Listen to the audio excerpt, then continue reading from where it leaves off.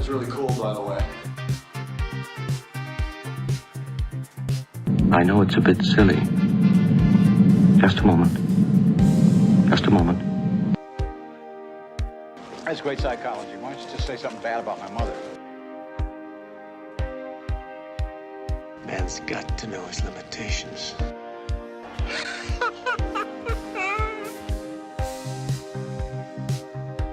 So he cooked up a story and dropped the six of us in a meat grinder. He's a genius, eh?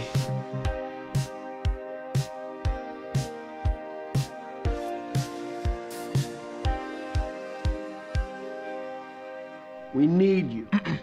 Hell, I need you. I'm a mess without you. I miss you so damn much. I miss being with you. I miss being near you. Oh, we're almost up. Hit that like, everybody. Share the show. I miss your scent. I miss your musk. When this all gets sorted out, I think you and me should get an apartment together.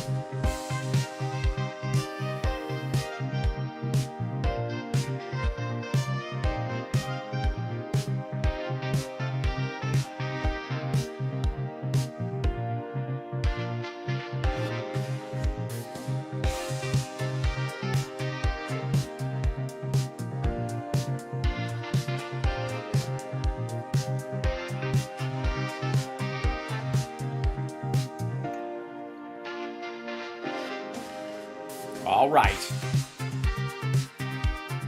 What's happening, people? Oh, we're on the wrong one. Hi, look, it's the Substack. That's what I meant to do. Hi, welcome to the show, everybody. Let me bring the music down and we can just all hang out. How you guys doing? How's your day? How's your Thursday going? You know, according to Hitchhiker's Guide to the Galaxy, the world will end on a Thursday, just not this Thursday. So I'm glad you're with me for one more go around the sun, as it were. And hi there, everybody. Look at that. Everybody, there's Funk Lord and Brenda and Diane and Andrea and Gene and Jim and Beverly and Mary in the Substack. That's fantastic. And then we got people on the Instagram. Elucho, how are you? Chichachi, chachi. I'm not even going to try to say that. Musical Beth, thank you. Hello. Bentinka. And then let's see, there were all the folks in there. Okay, that's good. Now I need to break out the actual whatchamajiggy. There it is. I had to reopen this ridiculous Google Chrome business because it was being a big old jerk. And I'll put the chat up here so I can look right in your beautiful eyes. Hi, everybody. And hey, YouTube's back in the regular chat. What do you know? I guess it just decided to fix itself. And hi, everybody on Rumble. I don't say hi to the people on Rumble enough because I know you're not real. That's probably why. I mean, don't get me wrong. There's some real people on there. There's obviously these Iranian watch farms that keep Rumble afloat. There's real people watching them. I just don't think they know what I'm saying. And I hope one day they get a translation AI and they recognize that I'm their buddy. And I hope you do well and you get out from under the thumb. But that said, hello, good to see you. There's Joe. What's going on, Chris? Olga. And Dan, there you go. Hello, MK. What's happening? Everybody, early in the show, if you would, throw an emoji in there. Just one of them. Just fire it up for the heck of it. And we'll get it going. That said, let's see. I also want to do this. What do I want to do? Oh, I know what I need to do. I need to make this full screen as well. So so I can see it. Excellent.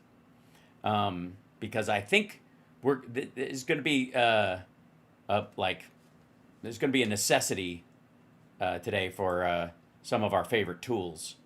Excellent. Okay, let's get started. I'm going to jump right in and say hi to the chat room. There you go. Let me bring you up since you're there. Come here, you. There you go. The buttons are being really persnickety right now. You got to push them hard.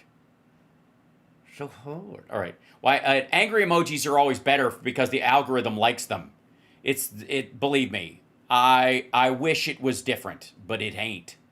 Now, we got a lot to cover, including the first video that I'm going to do for you is it's sort of a piece of news coverage. I think that Forbes pulled, or I don't know where it came from, but there's a crucial detail to it that I think people have been whiffing. They have been missing it. There's a detail that everybody's like kind of either pearl clutching or cheering, depending on your side of the aisle. And it has to do with the use of military bases by Tom Homan for immigration deportations. And let me explain to you, I don't know how much he goes into it, but it's important. This one's called Breaking. I don't know why it's called Breaking. Tom Homan reveals Trump admin considering the use of naval base in Chicago for ICE operations. That's because they can't get ground inside the city, and they're not going to be given the ability to set up shop there, and they need permission from the city to do it, but they could float a boat in a lake, and legally that's why they would do it. That's one of the reasons. And they have control over the naval base, so they could put a field office in a boat and float it in the water, and they wouldn't have to ask the city for permission. It's whatever. Anyway, so let's see what he says, and then I'll tell you why they're doing it. Confirm that there's a naval base that is going to be used as an ICE operations center hub north of Chicago ahead of operations in the city. There's discussions about that, yes. How soon could we see ICE agents using that as a hub? We'll see. It's under discussions. The planning is still being discussed, so maybe by the end of today. But yeah, it's all planning is made up largely of discussing. Just saying, technically speaking, I don't want to. Yeah. Of course, you're still discussing it if it's in the planning phase. being discussed. And how many ICE agents are you anticipating on the ground there with National Guard troops, I assume, who will also use that naval base as a hub? I know, but I'm not going to say. We're not going to tell you how many resources we're going to send to the city. We don't want the bad guy to know what we're sending. It'll be a large contingent. Also, he doesn't know. That's why he's saying it. The idea that, like, immigrants will change, like, illegal, whatever, the insane asylum, psychopath immigrants that marched, like, gacked up on PCP, fentanyl, and cocaine, walked. Yeah, it's very low, their audio. It's just the nature of them being outside. So I'll try to fill in. But that they walked all the way to fucking Chicago, and they're waiting to hear how many agents you're sending and whether you're sending a fucking boat to decide whether to beat feet or fight back is just stupid. It's machismo nonsense. It's his way of spackling the fact that he doesn't have any answer. Do you have a response to Mayor Bowser yesterday saying that masked ICE agents are ineffective? Do what? She said yesterday during that press. Mayor Bowser said ICE agents, masked ICE agents, are ineffective. That masked ICE agents are ineffective. Masked ICE agents are ineffective? Yeah. No, they're extremely. How about this? How about they're counter fucking productive? Because anybody can buy an ICE uniform off of fucking eBay or Amazon or from fucking Spirit Halloween, and if they're wearing a mask and you can't verify their identity, how do you know it's a real fucking agent? Right? If you can't verify, that was the person that put me in the back of a fucking van. Why wouldn't you just look at somebody going like, I don't know if any of this is real. You could just be three dudes working together. This could just be an abduction. In fact, I mean, look at the crime rate in D.C. President Trump's going to make D.C. By the way, the crime rate in D.C. has nothing to do with masked ICE agents walking around. Asshole. the model city of the world. I mean, this is the capital, the greatest capital Yeah, it sounds so different than it did 10 days ago. in the world. Fucking birds chirping. It's exactly what you hear when these assholes are walking around. But you ask Trump, and there's just blood flowing in the street and chainsaw murders happening on every block. And you can't walk to the mailbox without being raped by the mailbox. It has to be an example of the whole world. And the crime rate's already dropped. Okay, wait. Hold on. This is what slipped out. Okay, this is actually the reality. Listen to what he says right here. It has to be an example of the whole world, and the crime rate's already dropped significantly. Okay, it has to be an example to the whole world. What he's relating it to is DC has to be not an example to the whole world, but exemplary in that regard. But what they're really doing with all this scare tactic shit, specifically, is sending a message: don't come. They're trying to cut immigration with loud cruelty. They're using the fact that we're decrying it and the fact that they're beating their chest about it to scare immigrants from trying to come in the first place. And it's working, by the way. There was a story on, I think, MSNBC this morning about, how migrants were turning around and going home because whatever they face back home is, there's more of a threat here. It's not based on data. It must be based. Yeah, it is. Or skewed opinion, because I see the numbers. How, you're a Morning Joe viewer? No, I see clips and stuff like that, or I get up early. If the cats get me up, occasionally I'll see it. Is that where that was? Because they covered it at a bunch of different places. I want to say that even News Nation covered that story. They're doing a great job. DC's much safer today. She ought to be. If she had an ounce of integrity, she'd be thanking President Trump for making DC safer again. He isn't. He's not. The National Guard troops are picking up fucking trash.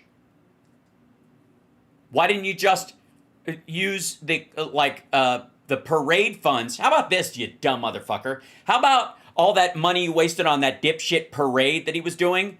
How about you use that money instead to hire a company that every month will pick the city up?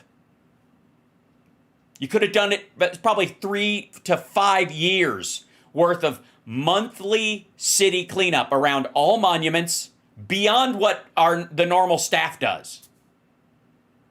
This is just dumb. There are reports from different parts of the country that you have criminals now putting on masks, dressing in Versailles. Here you go. He goes, there are reports around the country that you have criminals putting on masks dressing as ICE agents. Police gear, ballistic vests and whatnot, and robbing people. How should Americans be sure that if they're approached by someone wearing a mask, wearing a vest, pointing a gun at them, that that's a police officer, an ICE agent, federal agent, and not a criminal? Well, the criminal's been wearing masks for a long time. Fuck you. Criminals have been wearing masks for a long time. This isn't the Wild West, you dopey fuck. And I saw groups like... They're not, it isn't just the mask. That's not the fucking point. They're cosplaying as cops, ICE, and National Guard. They could get all that gear, all the clothing, off of eBay, Amazon, at a fucking army surplus store. They throw on a mask, and now you don't fucking know until it's too late. Jesus Christ. FIFA commit thousands of crimes over the past few years wearing masks, and no one can... Yeah, but they're dressed in all black. They're not wearing fake cop badges, you tit. But look, every ICE officer has insignia on their HSI or ERO. And I can't prevent someone from making pretend they're, I've seen in my career, I've seen people paint a car as a Border Patrol color.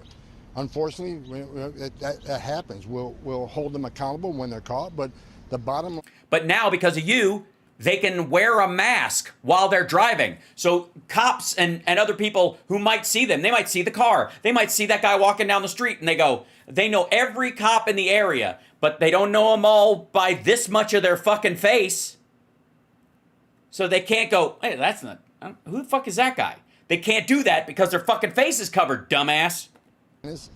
I don't particularly like masks, but the ICE officers need the mask because their families are being doxxed. And believe me, I know because I'm a victim of it. Then why aren't you wearing a mask right now? I mean, it would do us all some good. Are being doxxed, or children are being doxxed, or families are being put in harm's way, but no one asks the question, why didn't you got all these legislatures out there want to pass laws that prevent ICE from wearing masks? Meanwhile, I don't see any legislation in Antifa on masking, or these people do the... It's already illegal, dumb fuck. You can't wear a mask in the commission of a crime. But you can wear a fucking gaiter when you're riding your bike through traffic so you can breathe. There's a difference. It's how they present themselves. Do us all a motherfucking favor. Say doxed again, motherfucker. Say doxed again. Violent counter-protests, it's not just protests that turn violent and attacks ICE officers. No one's asking for legislation to take their... That's not a protest, that's a riot. Once you start hitting somebody, that's not a protest. Say protest again, you dumb motherfucker. Off. So ICE agents are doing what they got to do to make this country safe again. So they're doing a fabulous job. It's a dangerous, important job. But right, which is why they should be able to show their fucking faces. And if anybody goes after them, throw the book at them and then slather it in fucking icing, you motherfucker. If they're doing a great job, they can show their fucking face. If they're proud of what they're doing, they can show their fucking face. Half these assholes wear a mask because they don't like what they're doing.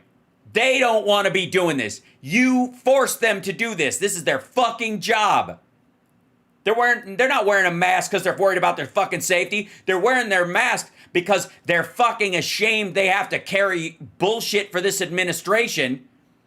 They don't want to show their fucking face. That's why. Say doxed again, you dumb motherfucker. their families are being attacked. And can you say attacked so that it doesn't sound like tagged? Nobody's spray painting these guys' families. I know for a fact because my family's been attacked. And you never wear a mask, so what's the fucking problem? What are you going to do?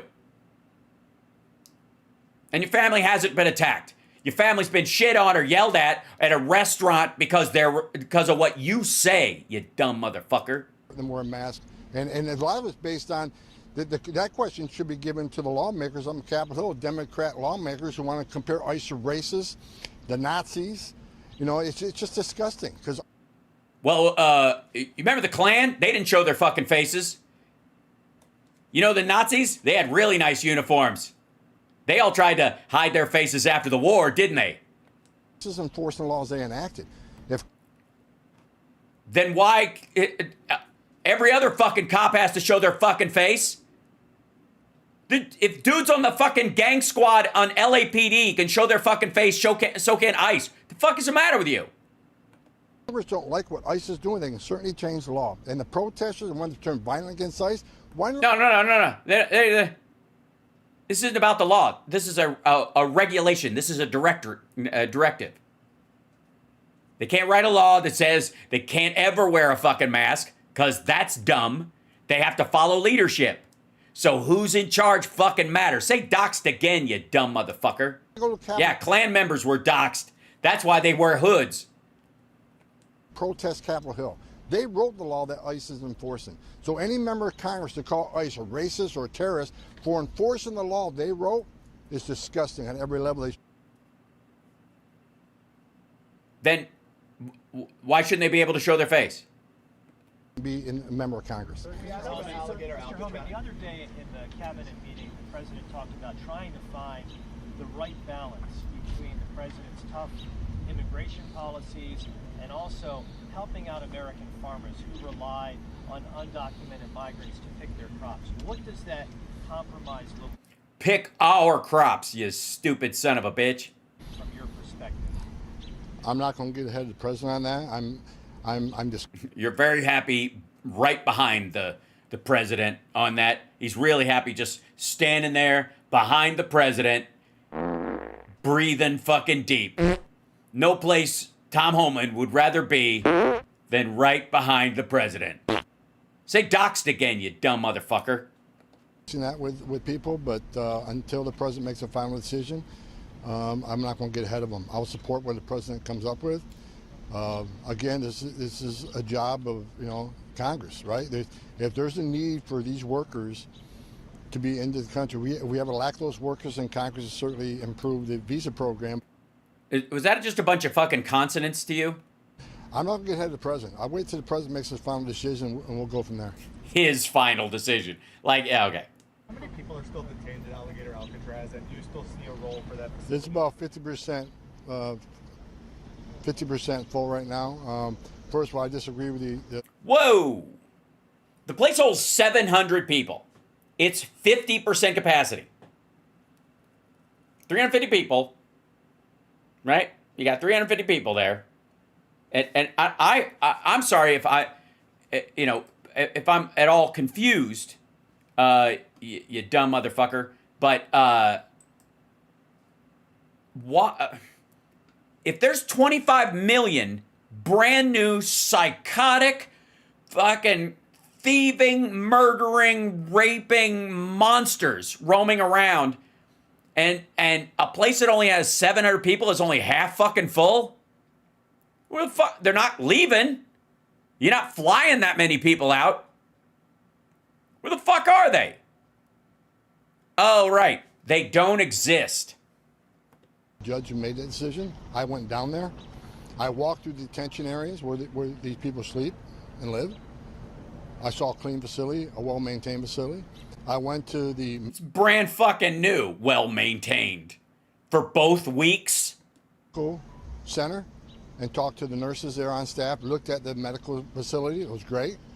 I even asked, what if there's a serious situation here? Can you handle it? And they can. And if it got too serious, there's a hell... What the fuck were they going to say? No? After right there on premises to take them to the nearest trauma center. That's better than a lot of... Then what? U.S. citizens have. Wait, did Tom Homan just come out for national health care? I even went to the cafeteria and I actually looked at what they were serving for lunch that day. I opened it up and looked at it, and did you eat it? It's good food, and the whole. Did you eat it? Environmental concern. I was briefed by the person running. Environment, nothing. You looked at the food. They handed you the food to look at, so they gave you one particular one. Did you randomly pull one from someplace else? You walk over to a stack of boxed lunches and take I'm going to grab, I got this one. Let's take a look. Bzzz. No. They handed you one for show so you could show it to the fucking people that were with you so they could take pictures so you could cover your ass. Facility that all the waste is removed from that facility every day, taken off-site and removed from the facility. And as far as the complex itself is... Hold on. You built an illegal immigration detention camp that is so remote and in an environmentally protected area such that you have to remove the shit and piss via trucks every day for not just the immigrants and the people that are there, but the staff and the nurses and the doctors and all that stuff. So, sorry, you have to bust the shit out of that place? And this is everything, this is our tax dollars at work, I guess. This is high quality function. On existing infrastructure, the runways and the airport was already there. These are just off-site facilities. Now, I'll say this. Yeah, for searching for fucking bodies and counting gators. That's why the runway was there. Jesus, man. I thought it was a great transition facility, but I do think ICE needs more brick and mortar facilities. We've got the money now to build infrastructure, like we're building the wall and other things down there. We need. So why? What happens to those brick and mortar facilities that you build out of brick and mortar with brick and mortar when you're bricking in them and you're mortaring in them? What happens to those after you've solved the problem and you've magically deported everyone? Then what? You're gonna turn them into fucking public schools? No. Permanent facilities. But I think, I'm thanking Governor DeSantis and the Alligator Summer Camp governors who are stepping up saying, we want to help you build detention facilities because they're affected by the last 4 years of an open border and all the criminals that release in this country. So I welcome the governor stepping up and helping. Sorry, what criminals are you talking about? All the criminals that were released into this country? Those would be fucking who? Seriously. for an emergency, I'm going to need more than 12.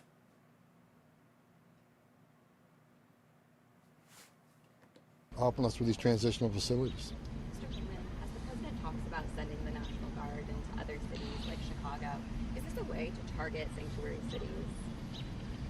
No, I think you're sending to, National Guard would be in cities that have crime problems. But I'll tell you this. Gee, so everybody's going to Louisiana? So let's just be clear here, if I may. Here's right. Oh, here's right. Let's see. Crime. Let's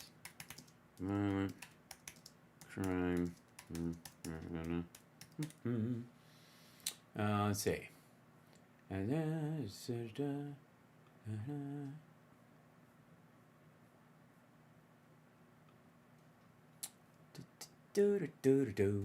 So, first on your list, if you're going to send and this is per capita, so we're not even getting into the strict numbers here, but Alaska is off the fucking charts. Homicide rate, very small in Alaska, less than 10 on average. Rape through the fucking roof. Alaska's not a great place for somebody for sexual assault. Must be all those oil rigs. Louisiana, 16 per 100,000. Let's see, 43 rapes, 67 robberies, 502 aggravated assaults, 628 violent, 0.6 thousand. Okay, what is the rate on this guy? I mean, obviously, you definitely don't need to send them to Maine, New Hampshire, Connecticut, Rhode Island, Wyoming, or New Jersey. They're cool. The worst being, let's see. Crime. Let's check this out. According to the Louisiana Uniform Crime Reporting Program, there are 177,710 crimes reported in the U.S. state of Louisiana in 2018. This is their current. The year 2018 had the fewest nonviolent criminal offenses since at least 2008. Violent crime decreased from 2017 to 2018, but 2012 still remains the lowest on its record. Rape went up. Homicide statistics. Let's go. I don't know why they have it by year. Hold on. Let's take a look at just straight up. I don't know why Wikipedia doesn't go that far. Let's see. Louisiana violent crime. Allow. Louisiana continues to face one of the highest. Get over here, you motherfucker. Okay, there you go. Continues to face one of the highest violent crime rates in the United States, although recent data indicates a decline in 23 to 2024. Thanks, Joe Biden. In 2023, Louisiana ranked 5th among U.S. states for high violent crime rates. In 2023, the state ranked 5th highest for violent crime in the nation, with a rate of 548 offenses per 100,000. In 2024, the violent crime rate was approximately 629. Declining rates between 2022 and 2023, it went down by 14% compared to the national average. The state's violent crime rate consistently exceeds the national median. In 2024, Louisiana's violent crime rate was 6.29 per 1,000 residents, which is significantly higher than the national mean of 380. It's almost double. Most common violent crimes in 2023, aggravated assaults accounted for the majority of violent crimes, 79%, followed by robberies and rapes. The violent crime, let's see. These are the places: Marksville, Monroe, Alexandria, Opelousas, and New Orleans. There you go, are the biggest ones.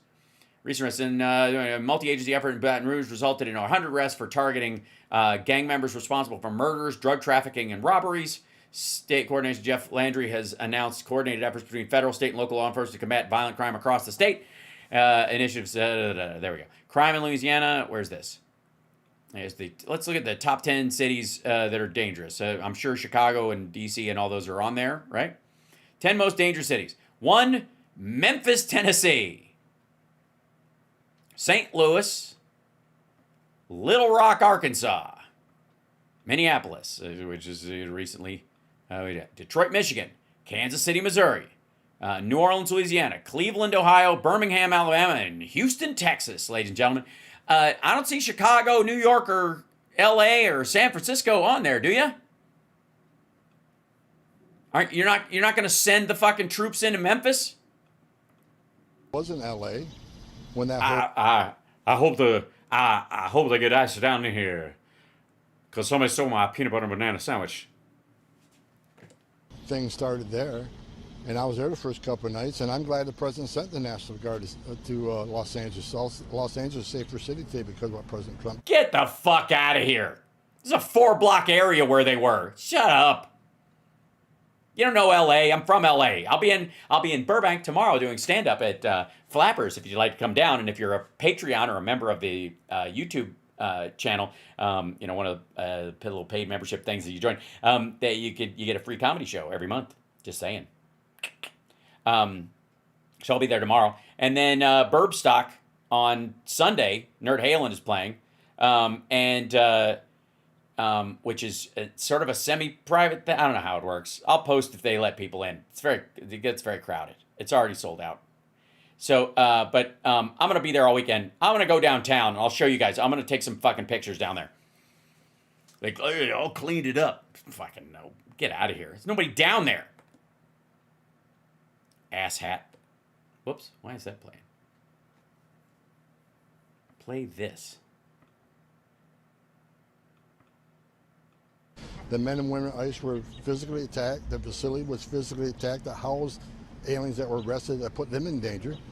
After 2 days, the governor of California and Mayor Bass not taking action. President Trump did. He made the right decision. So National Guard, they're not out there, you know, being the head of enforcing immigration law. They're assisting ICE and ICE operations to help with the infrastructure, intelligence, transportation. ICE officers are making arrests, but as far as the National Guard going to cities and making it safe again, I see great success in Washington, D.C., and I agree. No, you don't. You see them walking around picking up trash, you asshole.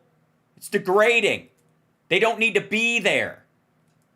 How'd you ever get paid for your video? Yes, I did. I made a total of $3,000. Yeah. I used it to buy a new like Mac Mini to replace the old one that would smoke every time I turned it on. President sending them to cities have a high crime rate. If these mayors choose to not address the crime rate, President Trump, they're always addressing the fucking crime rate. Stupid. He made a promise to American people, and that's why he's sitting in the Oval Office. American people put him in there because No, I don't think he's actually in there right now. I think he's probably upstairs on the shitter, actually. You can point at that room, but there's not a guard outside. To make America safe again, that's what he's doing. Mr. Roman, why hasn't that happened in New York yet, considering you called for ICE agents to be more present? We've had an increase in ICE presence in New York. What about National Guard? Do you think they should be sent in the next few I won't get ahead of the president and where we go next. Mr. Holman, Can I ask a question about data on crime reduction numbers due to deportations, self-deportations? Yes, he's got great details on self-deportations and the number of crimes not committed by these people who just fucking vanished, who were never here to begin with. Of criminals from the United States? Yeah, there's been several studies by several groups here in D.C. The crime rate. Totally. Several studies by several groups, like the Jizva group and House of F Incorporated. Did a study, a peer-reviewed study of us and Max, that all the details around, and they crossed that with 2022 to 2025 savings monitored statistics. Drop down in areas where we've done surge operations. I don't have the exact numbers in front of me, but you don't have any numbers, asshole. Not every illegal alien in this country is a public safety threat, but many. What? For that but many are. All right, define many, fuckwad. That are, when we deport them, that makes the city safe again. How about we just deport anybody who non-consensually grabs a woman by the pussy? How about that? Let's just start with anybody in your immediate vicinity and work your way back from there. Like, just whoever they are, grab them by the shirt collar and get the fuck out. Maybe that. How about that? And despite what I read in the media, that we're arresting all these non-criminals. I look at the number every morning on the way here. I look at the numbers every morning. There's about 22 pages of data. 70% of everybody ICE arresting is a criminal. But the bullshit.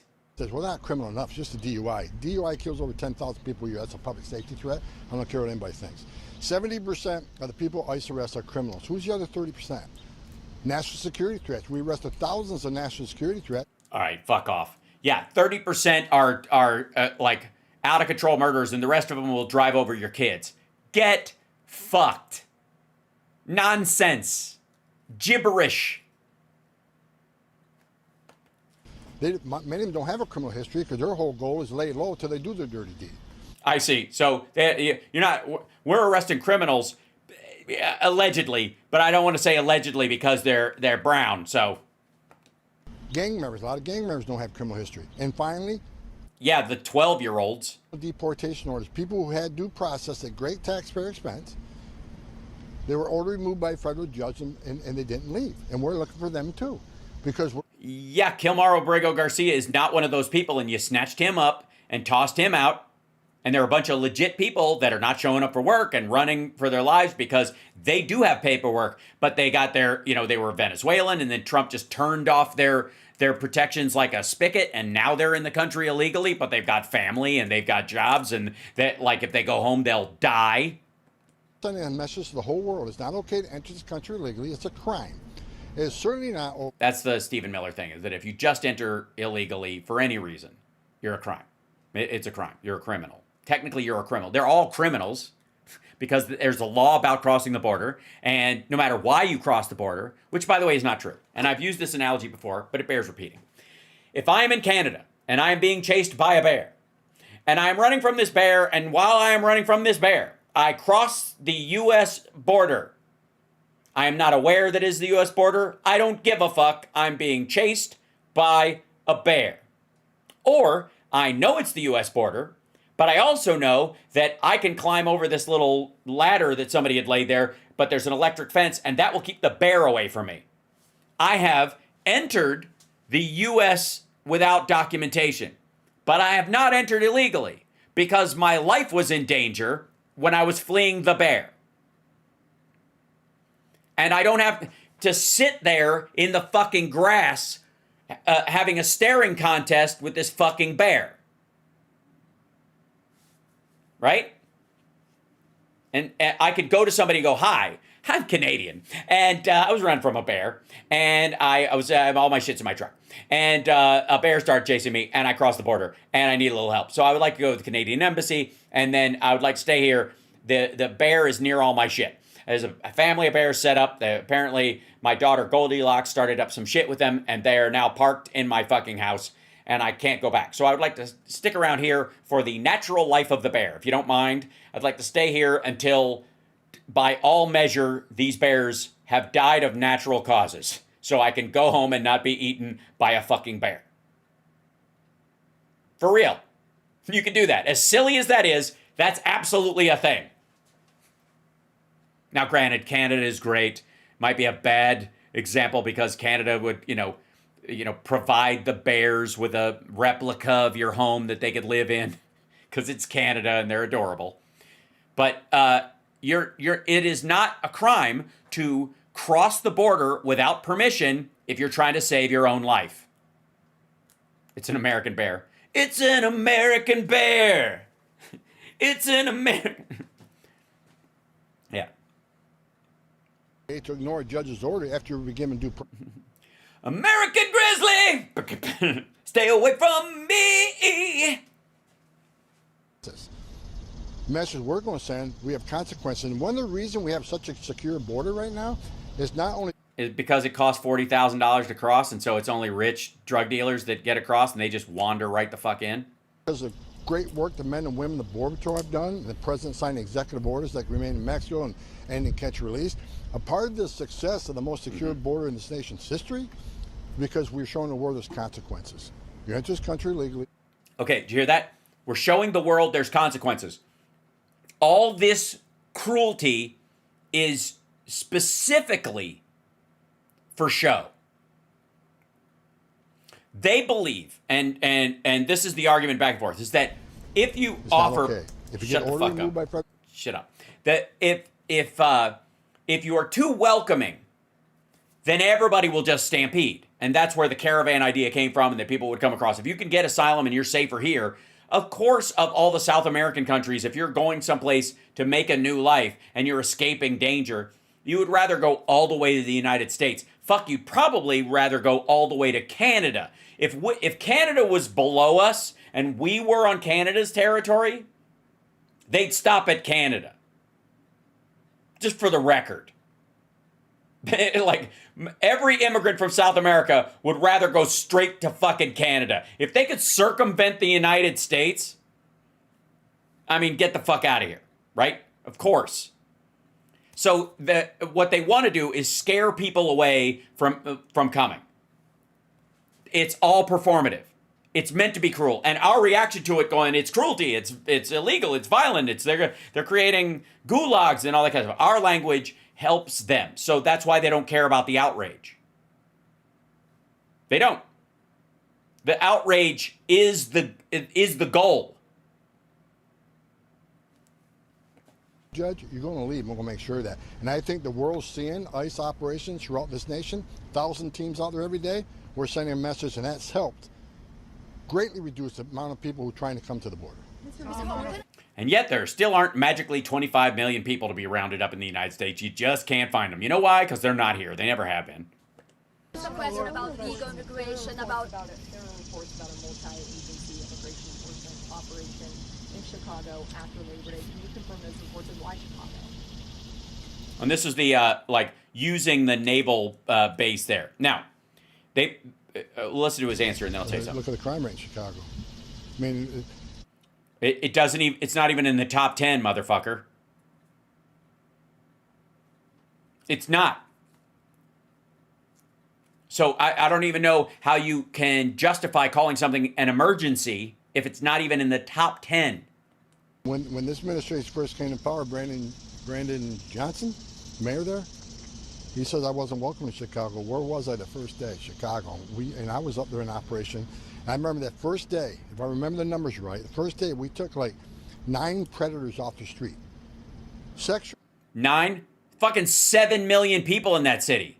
Child predators off the street. We arrested members of TDA. We arrested Trendo Iowa. We arrested members of MS-13. We arrested 2 people that were convicted of murder that were walking the streets. Illegal aliens. So, in one day, look what we did. Chicago still has a... Yeah, all in the same fucking building. ...problem. So President Trump, again, made a promise to American people. We'll make this... All right, by the way, I'm going to do the outside math. 9, 10, 11, 12, 13, 14, 15, 16, 17, 18 people. Like, I'm going to give him 3 of the... So about 19... I'll round up for this motherfucker. 25 fucking people in a city in an area of 7.5 million people.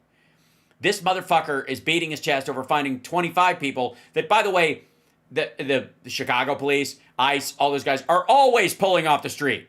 They're always arresting. Yeah, he said Trendo Wawa. Which is, it's a Barbara Walters pronunciation. It's the proper way to say it. They took them out of jails. That's exactly right. And they got them out of jails. They were in jail in Chicago, a good portion of them. Some of them, by the way, had either paid their debt to society and moved on, had served time for that, and were released, because that's how justice actually works. If they're guilty of another one, that's when you put them back in jail. Yeah, exactly. Is spending fucking millions of dollars every day to bust 25 people that are, I mean, Jesus Christ, hold on. Let's see. How many criminals are arrested every day in Chicago? Okay. Daily arrest numbers can vary. So we got on average. Chicago data for on average. And like, how many criminals are arrested every day in Chicago? On average.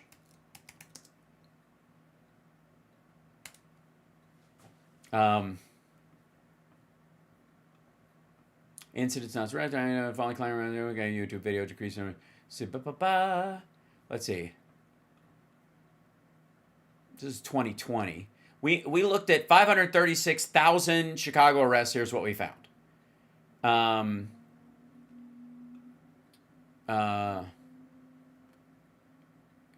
no limit holding, getting started, average arrest holding times, exceptional arrest holding times, into the charge. Okay, so lead charges by arrest to release hours in Chicago.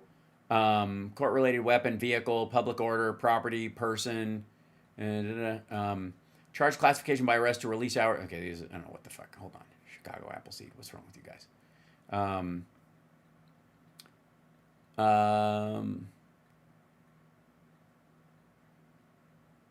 Okay. Chicago residents reported. Here's okay. This is 20. This ends in 2024, but we'll look at these.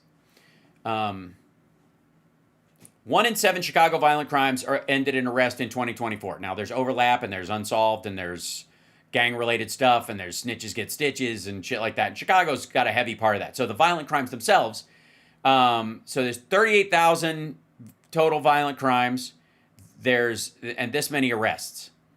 About half of this, basically this line and above, is gang-related and everybody involved is dead. So you didn't arrest anybody because 2 people shot each other and they're both dead, or somebody shot somebody one week and then the next week they shot them, and so like this month one person died and then the next month they revenge killed the person who shot the other one. All right. So 1 in 7 Chicago violent crimes ended in arrest in 2024. Total violent crimes and arrests for violent crimes in Chicago. Now, the classification of violent crime also matters in this, but we'll see. 11,154 Chicago homicides in 20 years. In 20 years, there were 11,154 homicides in Chicago. 11,154 people. The aggravated assaults hit a high in 2024 at 8,000. So here's 2020 into 2021. This is because everybody shut down business and people weren't selling drugs and blah, blah, blah. So they went out and beat each other up and fought for territory and all this other shit. So it's the same kind of stack. But you're talking about, this is 804 homicides was the highest. Before that, 2016 was the spike. It gradually went down to 499 and then spiked in 2020. Thanks, Donald Trump. And then down here, so we're at 580 in 2024 last year. It's actually way low compared to where it was, say, in 2021. And it's well within the sort of the high average for the early 2000s. Okay. Let's see. Aggravated assaults were the big thing. So robbery, aggravated battery, aggravated assault, sexual assault, homicide, human trafficking. So these are the lines for those, okay? This is starting in 2006, all of it going down. This is the aggravated battery starting in 2006, down. Aggravated assault is averaging out about the same, like squint line from a distance. Same thing with sexual assault, same thing with homicide. There's definitely a rise here from an average of 427 to 786. And then down to 499, and then up to 767. Now it's 580 where we saw it. Okay, so it's closer to this kind of static number of 514, right? That's the kind of zone for the last couple of decades. This is no surprise to anybody, but like South Side, South Chicago over here, Inglewood, Austin, which is what I told everybody, like these are, saying that all of this happens in Chicago is like saying LA is Compton. There's a difference between the areas. There's, in some cases they have different mayors, all kinds of shit. Anyways, LA Sheriff handles all of LA County. Chicago Sheriff's Department handles all the area, but they spend most of their time in like these areas. That's where they happen.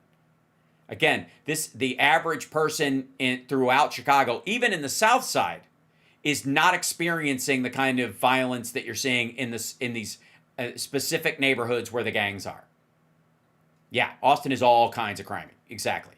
So, this is Illinois unions see steady membership decline with their value. This is like, okay, gained 56,000 jobs over the last. Okay, so these are just like stats. IllinoisPolicy.org. The overall point is that Chicago, where we are 28.4K last year of violent crimes. This includes assault, battery, aggravated assault, sexual assault, including homicide because it's stacked on top of it. there is by no means, like 2004 was way worse as far as the volume of crimes. They are preventing more crimes than they are arresting right now. You're safe again, so Chicago has a crime problem. That's why President Trump's thinking about it. Yeah, bullshit. Let's see. I'm going to do like a really good kind of example for you guys of, let's see. If you, let's see. Removing and Inglewood.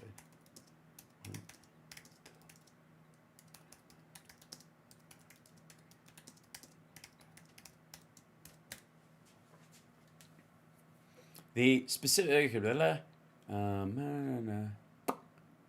see.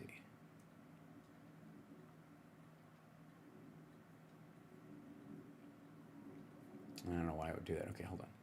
Official data is not released in this format. I don't care. Okay, hold on. I'm gonna have to use another source. Hang on one second. Because this matters. Also, the point I was gonna make, by the way, before, if I may, and I think I might, is the reason they're using a naval base in Chicago and why they're using this airfield that's used for military and for, like, you know, looking for missing boaters and stuff, that airfield. They're using all these military sites because Trump is using the emergency powers to get these to get all these things through, to bring all the National Guard, to bring ICE into these areas. He's using emergency, he's declaring a military emergency. So they have to use the military sites as a justification. It's not even that they need it. It's that if they make use of it, when the court says it's not an emergency, they go, yes, it is. It's national security. I can't tell you everything here, but it's why we're using the military base when we would normally just, rent some office space. So they are using the military for budgetary reasons and to justify the $1 trillion budget as well. And this is very specific. Okay, hold on, let's see.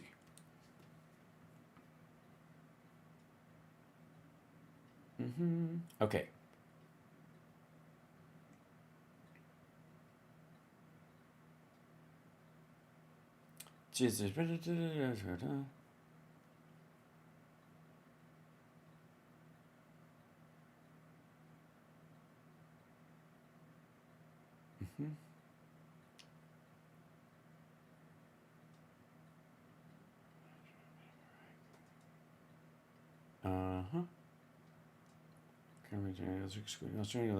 So potentially into the low mid 600s per 100K. So you'd shave off 200 points. You'd shave 200 points off of Chicago's violent crime rate just by removing Austin and Inglewood. We've done this before with like Louisiana, Arkansas, Mississippi, the Florida Panhandle, Tennessee. If you remove those from the education figures and the per capita spending figures per student, America would be like in the top 7 of countries in the world for education and placement in universities. Question about ramping up after Labor Day. Operations are ramping up across the country, but you can see a ramp up of operations in Chicago, absolutely. You're going to see a ramp up of operations in New York. You're going to see a ramp up of. Why are you ramping up at this time? Aren't you just building on what you're doing? If you're ramping it up, that means you didn't start. Anyways, this is lazy. The point I wanted to show you with these things is that Trump is doing most, if not all of this, under the emergency powers. And so he is using military bases and FEMA-related places, and that's why they're talking about Guantanamo. It serves both as an incendiary, oh my God, we're militarizing the streets of America, scary point to drive us out there to say something so they can, later when he chickens out and doesn't actually do martial law or whatever everybody's worried about, which he won't. Right, it's the prelude to, that's what everybody wants to think. It's the prelude to martial law. It isn't. The fucking National Guard troops themselves are made up of largely of people who would turn on that idea. That's the irony of it. So they know they can't actually effectively do it. It's why they didn't do the Insurrection Act on Jan 6th, because even the National Guards people they wanted to bring there would go, fuck this, right? So the key thing is that since he's using the emergency powers, he's got to justify the emergency powers by saying that it is a national security threat, and by insisting it's a national security threat. And his proof is we are using military bases to carry out our efforts.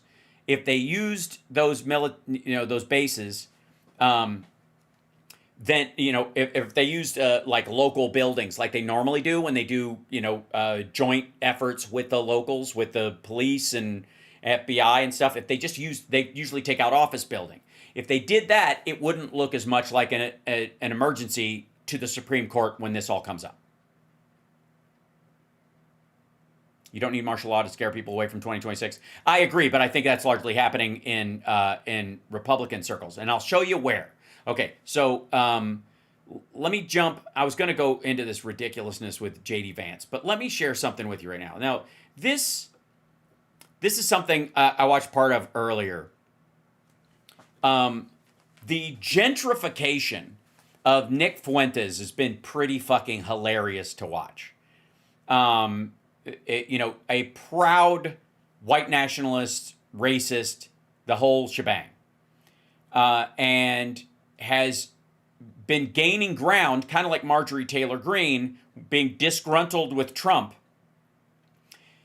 because of the Epstein files, because of the lack of numbers of immigrants being removed from the country, right? All that shit.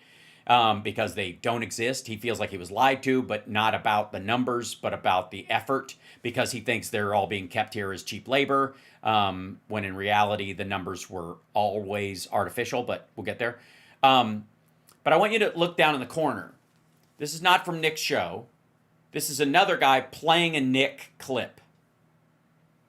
And if you'll notice, you could hardly accuse, this is the OHGI network, is this guy's channel. You could hardly accuse him of being technically a white supremacist. Now, is it possible for a person of color to be a white supremacist? Of course it is. I think that's, anybody who's seen Django Unchained knows that there are characters like that, as it were.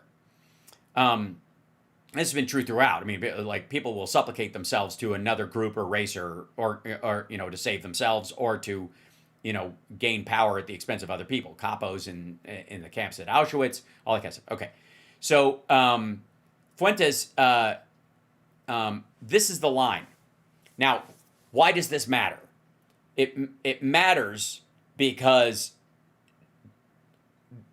Nick Fuentes does not control a large percentage of the electorate.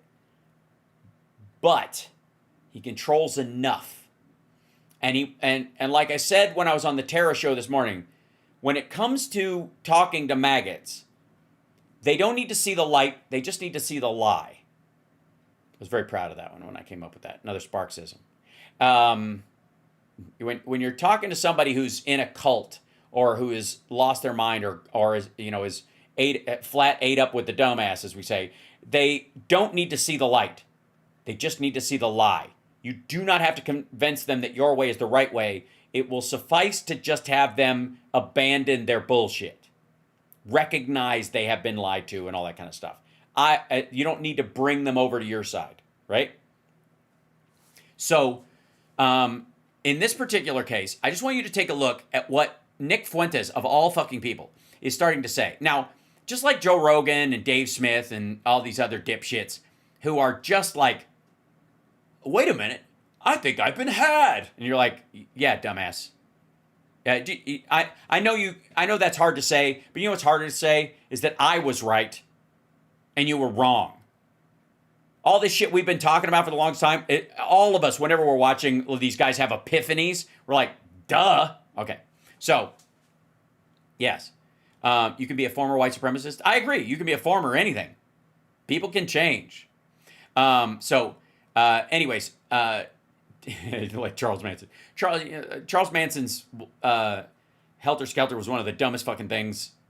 A, it was stolen. B, the idea that his idea for a white supremacist government came from the White Album is just so fucking, you had to be high. Anyways, all right, so check this out. This guy's playing a clip from this, and I don't think he interrupts hardly at all. But I want to show you where like a wing of MAGA is stuck. And this has to do, I think, with the 600,000 Chinese students that are going to be allowed into the country, which, by the way, blew the fucking doors off a bunch of people. Peanut Butter Dickhead flipped out about it.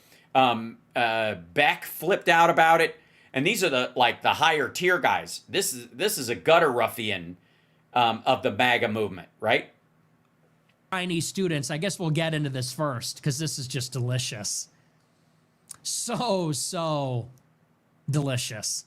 Today at a Oval Office press conference, Donald Trump announced that the United States is prepared to take in, get this, 600,000 international students from China. Right. Okay. How that shit landed with maggots like a lead fucking balloon. He's being ironic about the delicious part. I was like, Trump, 600,000 Chinese students. So I'll show you the moment if I can. And the fucking PDB podcast stuff is amazing. I have to show you that after this because holy shit. Let's see. I need a video of it though. I want to see the video. There you go. President Donald Trump appeared to not going to allow their students. Hold on. Yeah, here we go. This is it. Check this. Hold on. God damn it. Come here, you. Here you go. This maggots loved this shit. I hear so many stories about we're not going to allow their students, or we're going to allow their students to come in.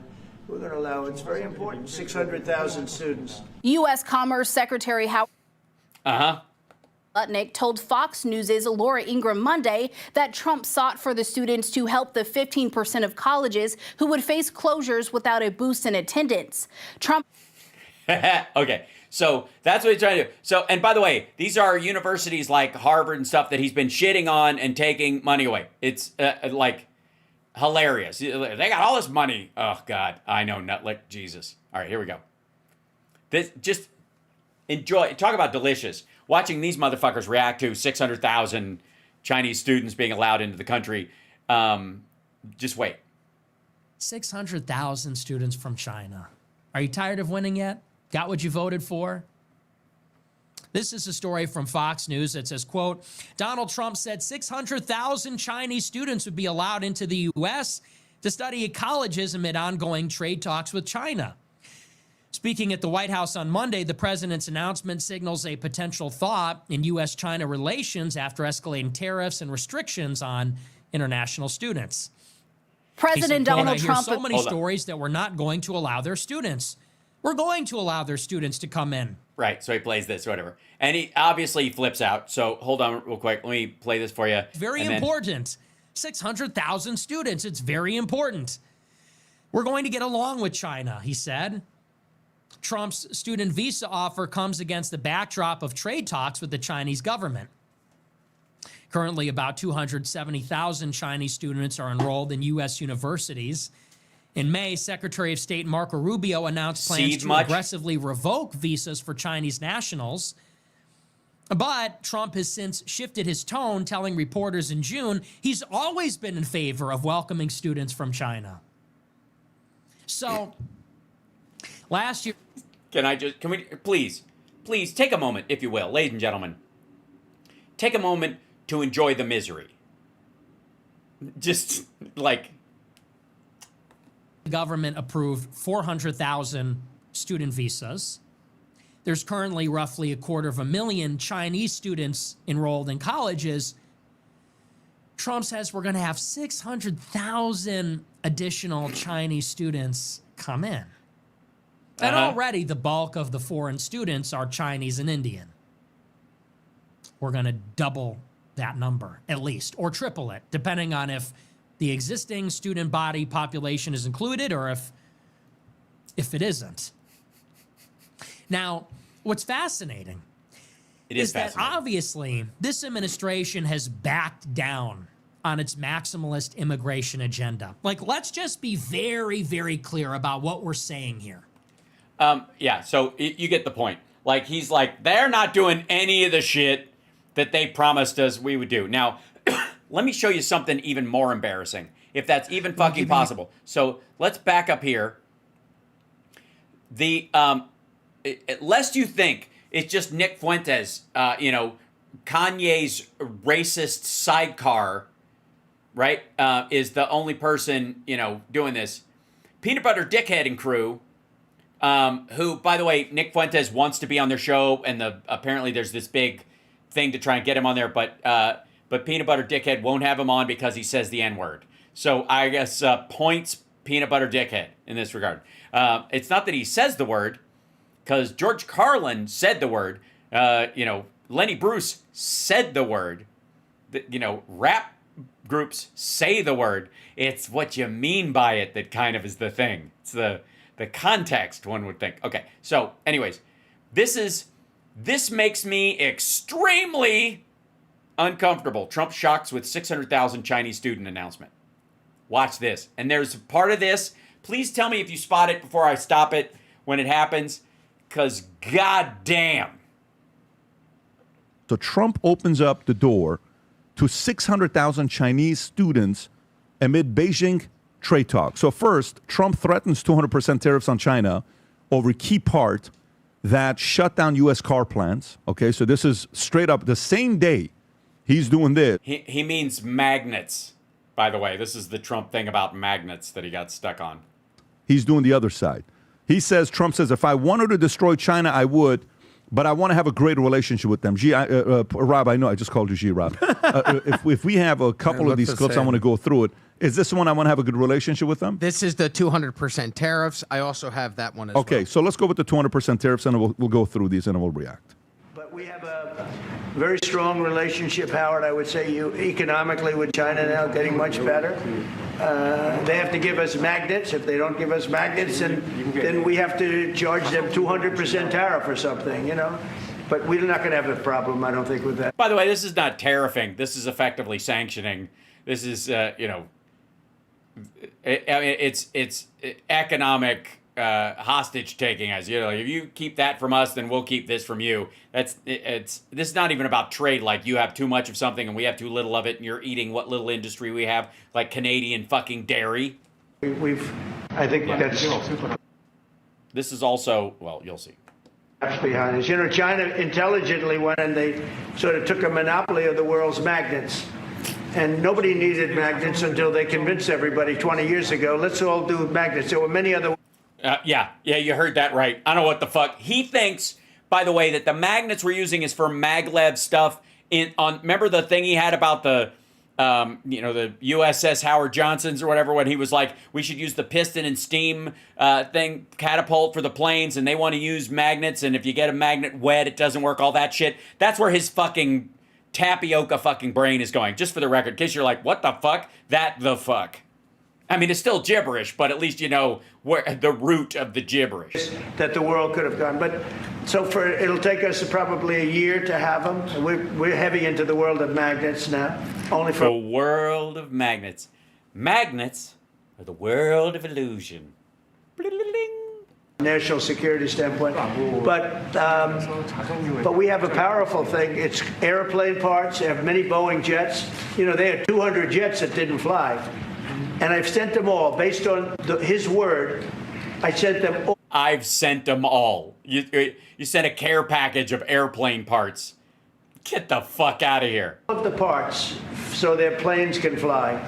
I could have held them back. I didn't do that because of the relationship I have. And their planes are now flying. We had 200 of their planes were unable to fly because we were not giving them Boeing parts purposely, because they weren't giving. You can pause it right there. So he's doing this. He's doing the Trump negotiation thing. The magnets, they convince. I hope they don't do that. We'll see. If they don't, 200% tariffs. We don't want to do that. We want to have a good relationship. And this is what? This is him and Xi? This is where he says he could destroy China. Go ahead. In front of them. We're going to have a great relationship. Wait. Hold on. I want you to hear that sentence as we go into this. Tim and Xi? This is where he says he could destroy China. Go ahead. In front of them. We're going to have a great relationship. relationship with China. I mean, it's happening. You see it. It's happening. They have some cards. We have incredible cards, but I don't want to play those cards. That would, if I played those cards, that would destroy China. I'm not going to play those cards. That is the South Korean leader. Okay? Sitting next to him. That person is not Chinese at all. Just to be clear. Just fucking, and it's like, if you watched any of this, you would know that's who he's sitting with. And if you listen at all, you would, just your ear would tell you that's Korean, not Chinese, even if you just fucking have a rudimentary grasp of these things. But holy fuck, right in front of them. And it gets worse. It's so typical of Trump. Oh my God! It's so typical of Trump. Right there. Tom. You saw the face of the other guy. The other guy's just like. So, Tom, three things here. Yeah, you got that right. These assholes think that the leader of South Korea is from China. Yeah. And they think that, and that's their evidence of what a fucking boss Trump is, because he dunked on the Chinese in front of them. Now, I'm giving them the benefit of the doubt that it is simply that they've mistaken the South Korean leader for the Chinese leader. Like, that they think that's Xi Jinping, which is fucking weird and stupid and lame.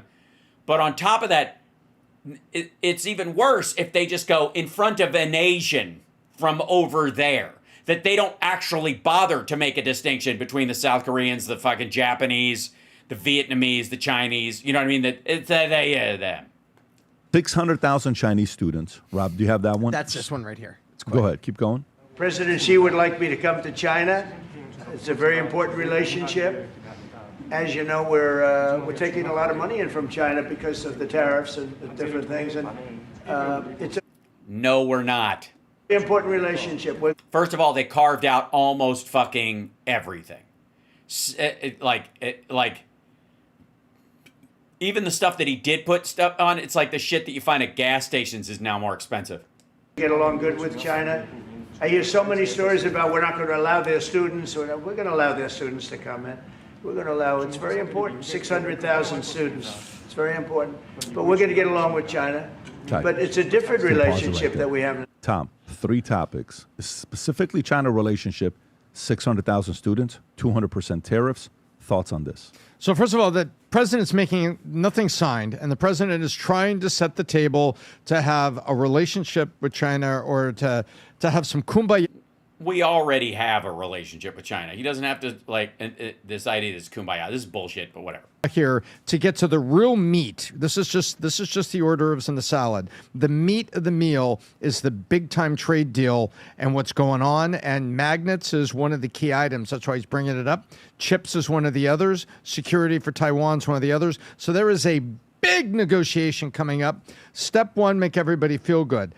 However, in one of these steps, 600,000 students coming to the U.S., China has been trying to get more students here as part of their cradle to the grave spy program. And so it would seem to me. Why are they so bent about China? Okay, a couple of reasons. They have reason to be. I've spent time in China. I've told you this, that we have dismissed, because of the necessity of consumer goods from China, the real machinations of the Chinese government. The Chinese government, specifically Xi Jinping and the people around him, the Communist Party of China, uses our desire for cheap goods and their manufacturing of those cheap goods for across the bay, like from crap plastic toys to laptops and stuff, as a control point to allow themselves access to a bunch of different areas. And they've done a bunch of sketchy shit, and they continue to do it. They did it in the UK. They set up fake police stations, and they torment Chinese expats who have moved out of the country and that kind of stuff, scare the shit out of them, threaten their families back home. It's fucked up. China is not our friend. The Chinese government is terrible. Chinese people, different story. Same thing with like Iran, right? We can talk about the Iranian regime and not slam the Iranian people. We can do the same thing with Israel, even, I would argue, in this situation. So, but the point is that the justification is the problem. It's that they were all set up to like dude's gonna finally get it that we need to go after China. Right? They were ready for him to finally wake up to this because he doesn't owe Xi Jinping the way he owes Vladimir Putin. So he's gonna do something, right? He'll finally show him what's what because of the shenanigans they've been up to in the United States and others. Like one of them bringing a pathogen that causes wheat blight into fucking Michigan, and people trying to a lot of industrial espionage, shit like that. Not just the stuff they steal in China, but coming over here to do it, right? And so the student process, the Confucius Institute groups and all that kind of stuff, all those group, that group is specifically designed by the government to hide a subversive plan that they have to infiltrate the United States and other countries, Europe in general, European countries. That's how they do it. And which means you've got a 80% legitimacy and a 20%, theft and spy ring attached to it. Russians did it forever. And so the Chinese picked up on that and just ballooned it. And they benefited from the fear of looking like racists that happens with Democrats specifically, that doesn't happen with Republicans. They just like the money. So the idea is that Democrats, if it was a bunch of Russians, they're white people. So we can talk about them honestly. But the Chinese are Asian, and it feels weird talking about the Chinese as a country and a race at the same time, mucks things up and makes it hard to point out where they're fucking with you. And so that's how they've built on this. It's like, we're just here, cultural exchange, all that kind of stuff, and then they hide it under there. And you sound like a racist if you go after them, right? That's what they've relied on. The Chinese government relies on that. Again, 80% of the students just come over here trying to get a regular education and then go back home and have a life. But they use that, right? Russia used the same thing. I'm sure other countries, as a matter of fact, I'm sure you could argue that was what Israel did with some of its students and AIPAC and other organizations to kind of, run their own protection racket in the country. The Southern European alliance that was Italy tied to the mafia and La Cosa Nostra and those guys was the same kind of thing. Like, you feed people in. It's not racist to go after the bad eggs in any society and recognize that governments can use this shield as a way of sneaking stuff in. So these guys, though, have only just woken up to this, because I got news for you. See that cup on his desk? See the with their stupid fucking logo on it? Guaranteed. Guaranteed it was made in China. This locker system that they got with the walls, all the locks and all that kind of stuff, guaranteed made in China. The chair he's sitting in, guaranteed it was made in China. The microphone he's using, specifically assembled in China. For sure. So the idea that they're like, dear God, right, is bullshit. But they are sort of waking up to the geopolitical aspect of things, right? That the Chinese government does some shitty stuff, to force feed goods into the United States, into Europe, in spite of our problem with what they're doing to the Uyghurs and other stuff like that. So these guys are waking up to that in a way that they think we're going to bring these factories back home and reignite the base. They bought into the populist bullshit. Again, the factories that are coming here will be automated, and if they're not, the price of everything, you'll have a $7,000 iPhone. It's just silly. But that's the sandbox they're playing in. It's full of dipshittery, but has seeds of them finally going, wait a minute, maybe I was wrong earlier. Okay, now we'll get back to what they're talking about. That if we suddenly open the doors to 600,000 Chinese students, good grief. They buy up land next to our military bases. They're buying up farmland. It seems to me that this particular item... They are. Now, the Chinese government has agents doing that. They're doing this kind of stuff, but it ain't the students, and it's certainly not all the students. I want to see the fine print, PBD, but it would concern me that you're basically giving them the ability to say, oh, these 600,000 students, but some of them are obviously spy plants. And so that makes me kind of nervous, because I know what he's trying to do. Relationship first, where he got a good relationship get some parts for airplanes. Step Mhm. one, get the big Totally. trade deal. But along Yeah, the way, that's totally what he's trying to do. And not at all build a Trump Tower Beijing and a Trump Tower Shanghai and a Trump Tower Hong Kong and a Trump Tower Nanjing and a series of small hotels in between. this to me just seems very. The 600 makes you uncomfortable? Yeah, it makes me damn Let me uncomfortable ask you, because do they're you trying think- to get here. Do you think that is one of the chips that China is putting in here, that in order for them to agree to XYZ, you have to allow 600,000 of our students to come to you, they get trained here, and then come back to China? Do you think that's one of China's important asks? I think so. Okay. Because I know that Xi thinks long. I know. China thinks long term. We only have 3.5 years left with President Trump. Yeah, about that.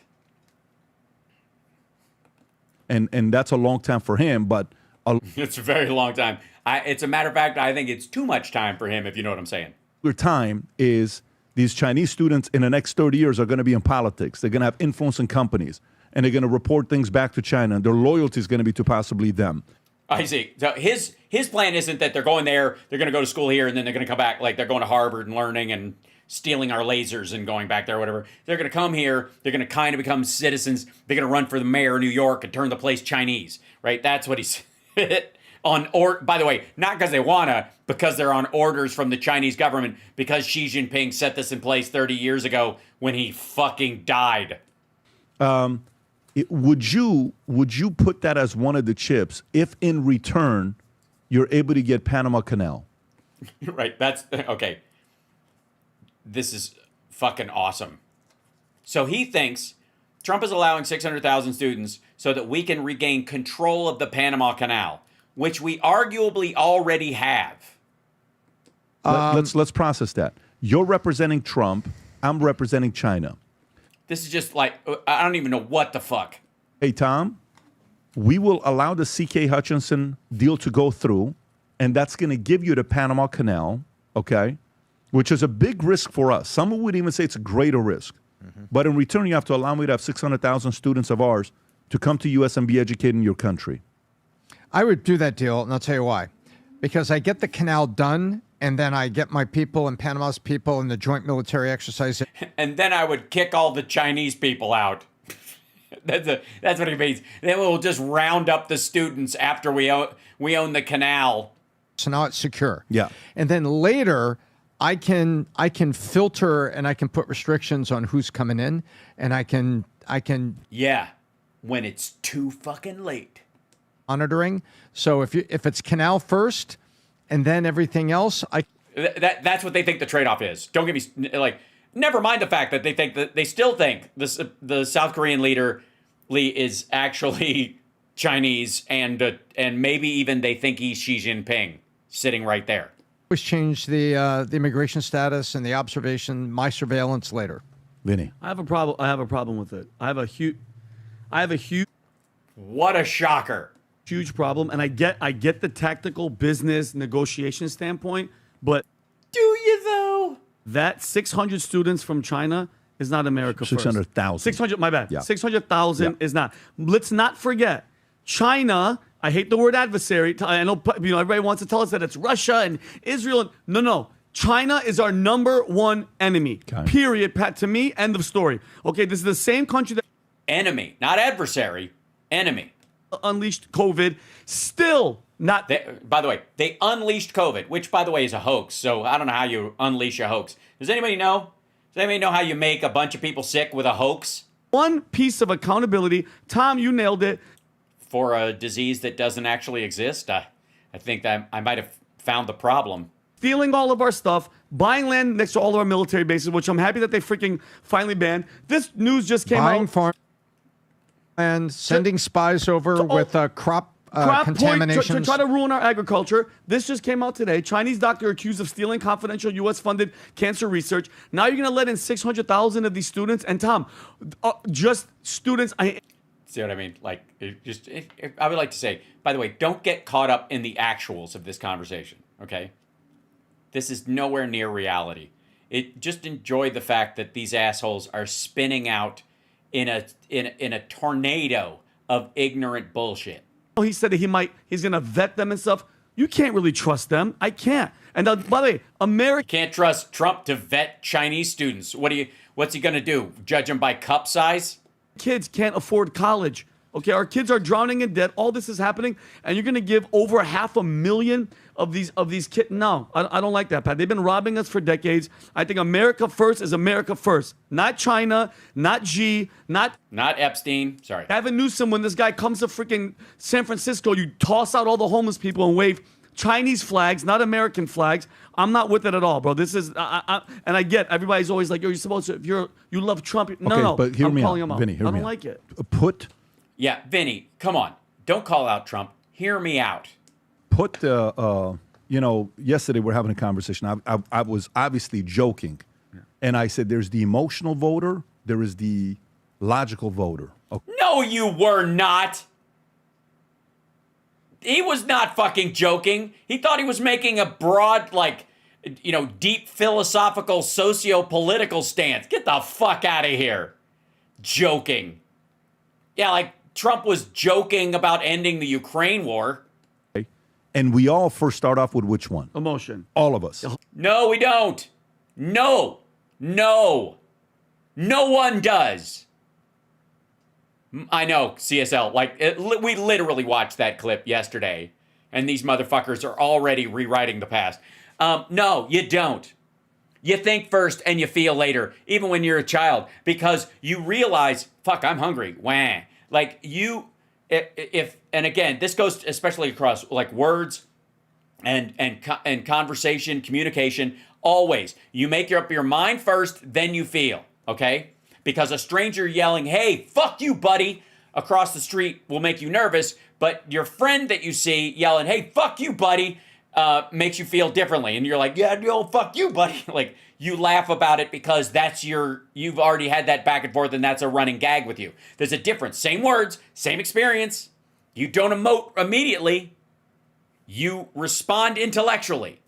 I know who that is, and I know he's joking. I know who that is, and I know he is not. Therefore, I feel this way, I feel this way. Just an asshole. Bunch of fucking girls' blouses. By the way, just me more than anybody. No, not you. I'm just saying every one of us. Of course. One of the things that yes, you are all a bunch of delicate fucking daisies. What is the benefit of being a comedian? We emotionally fall in love with you. Like I have emotionally fallen in love with when I sat in my bed and I'm showing all the clips to Jen, 30 clips back to back to back, and I'm laughing my ass off. I'm in the office. I'm like, this guy's freaking good. I love this guy. I've never met you in my life. I don't know who you are. Yeah. I didn't even know there was an Assyrian comedian. Yeah. Then you come in, and then we sit, and then the relationship logically is like this. What? The fuck? You thought about what he said and it made you laugh. You didn't emote about that. You decided you liked him after he made you laugh because you thought about what he said and it triggered the response. He's sitting in bed with his wife, Jen, apparently, and showing clips of Vinny to her in bed, 30 clips. And they were laughing. He was laughing at them in bed with her, which I'm sure is her idea of a dream date. Actually turn into something, right? Yeah. Okay. Put a business hat on. Even though you've not What color is it? I'm sorry, I have to imagine this hat. in business, you're making more money than you've ever made before in your life. So it's a special month, $500,000. I know what's coming, all this stuff that you're doing, right? You're actually finally making real money for yourself. Okay. So you have the offer. I'm asking to represent America long-term threats. You're saying China's long-term threat.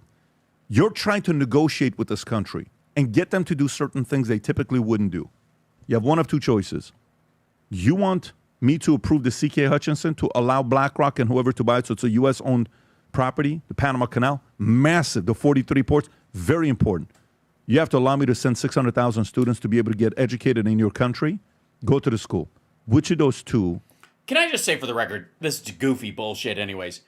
The idea that this is the trade point is just dumb. The Chinese don't own the fucking Panama Canal. They don't. And the idea that this is what, he's making this about the Panama Canal to make it, look how he's taking the most important thing he can think that's still on the chopping block in his mind and comparing it, and using it as paralleling it with something that everybody's mad about so that he can excuse Trump for this bullshit that he just pulled out of his ass in a fucking meeting.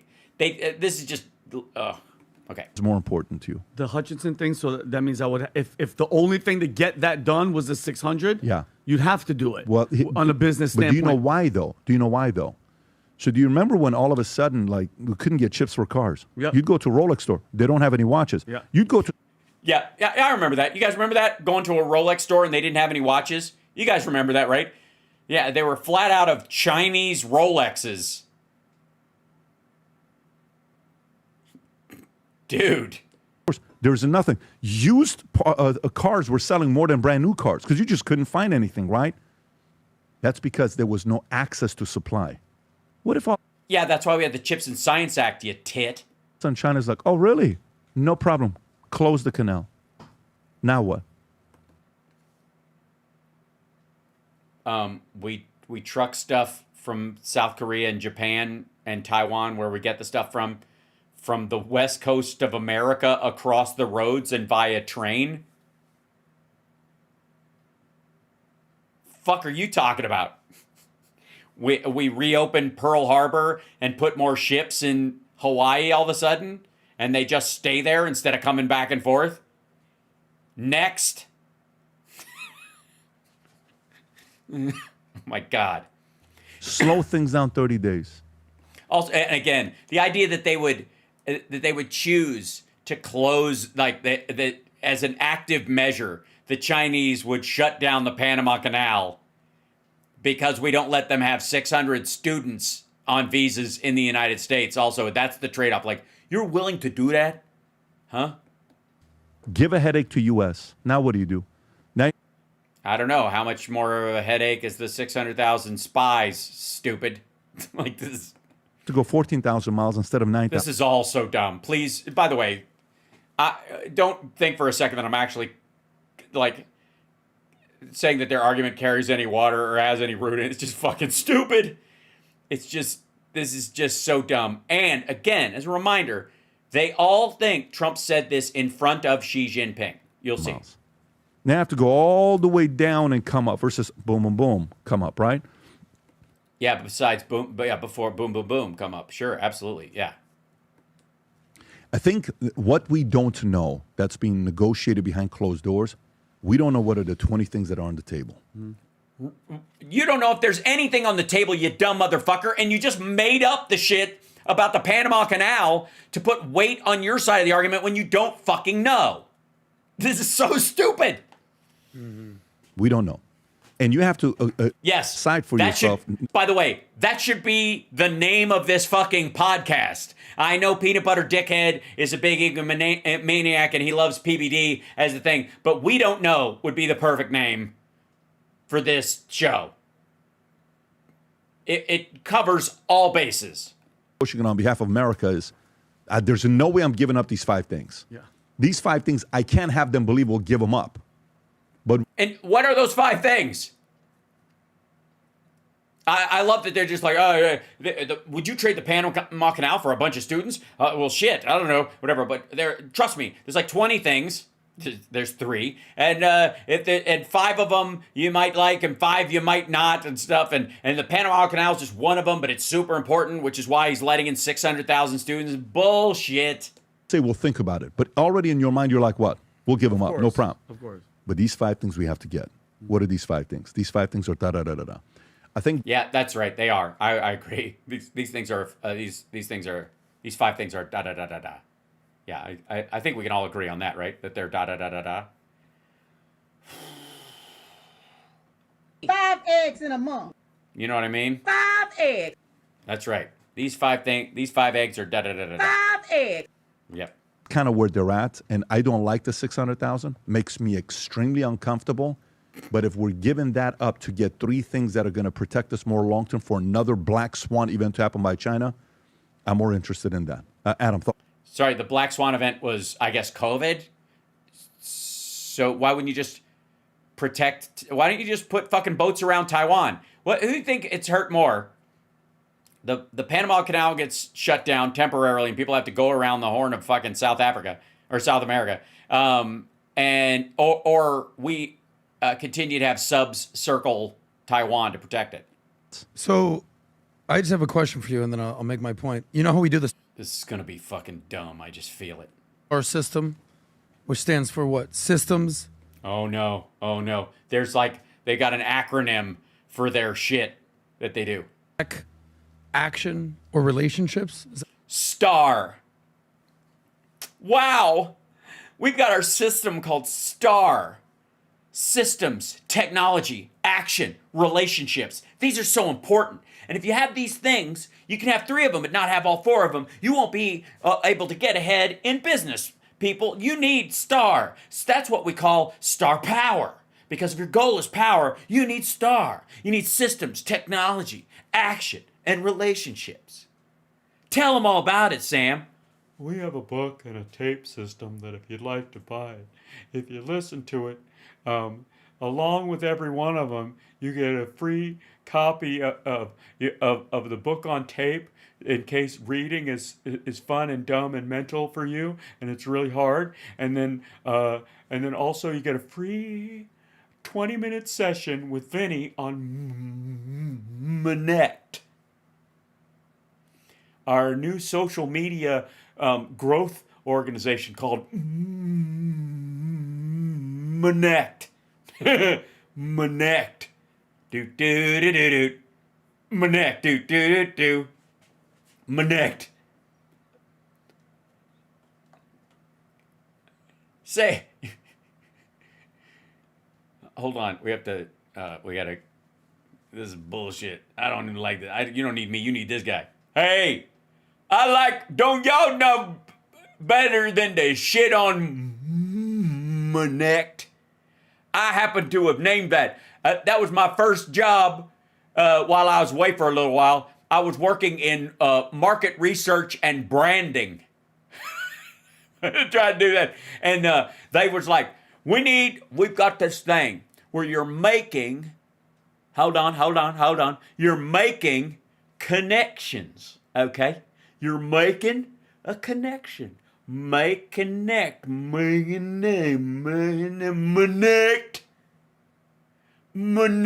And I was like, I was fucking kidding, man. I was like, God damn, that's dumb. Why don't you just call it Connect? And they did. Fuck me, man. Connect.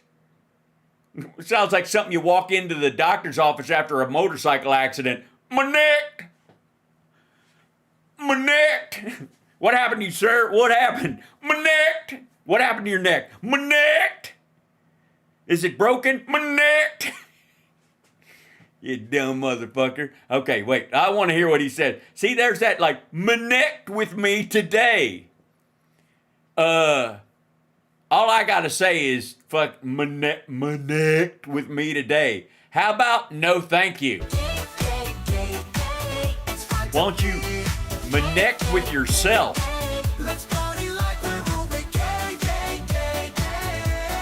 Yeah, shit. Connect. I want to be on Connect. Tell us, Mr. Connect.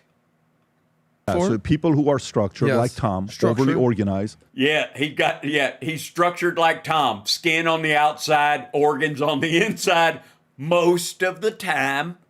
People who are technical, like Tom. Yeah, Tom is technical, man. Technically, he's an asshole. People who are action-oriented, competitive, psycho-competitors. And like me, like Ficus. I'm action-oriented. You know, hey, man, what's a redneck say the moment before he dies? Watch this. Or relationship people, biz dev people. You're you're a relationship guy. Yeah, I'm also. Yeah, you are he's such a relationship guy because he likes nothing better than to connect with you. Everybody out there, Adam wants to connect.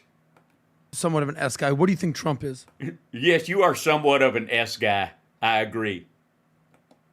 A, all the way. A is. Yes, A is for asshole, right? Asshole, is that what it is? He's an anus. He is a big, gaping anus. Trump is A first. Yes. Yeah, every time he has a meeting with Vladimir Putin, he goes in A first, if you know what I mean. that sets the tone for the whole fucking meeting. When Trump's A and Putin's D connect. Put his R I would second. put A first. He does put his R second. I would put probably S and R second, T last. You can't. There's only 4 letters, dumb fuck. They can't be stacked on top of each other. This is an acronym, not a fucking algebra equation. Fuck is wrong with you? Wait, so he's an ass turd? He's an ass turd. He's an ass turd. Okay, sure. What's the D stand for again? I forget.